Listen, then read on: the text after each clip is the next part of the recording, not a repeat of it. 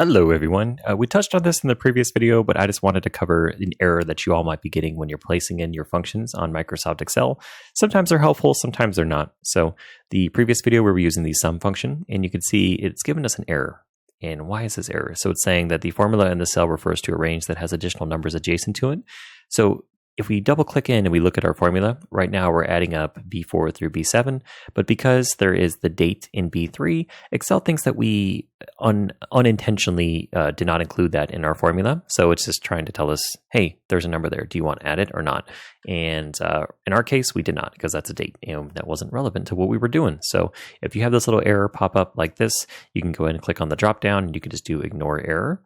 And then if we do the same thing over here, ignore error, and then the same thing over here, ignore error. So that's how you're able to remove those errors in case they do show up. But at times, Excel's trying to be helpful, but it's just suggesting something that you're not trying to do.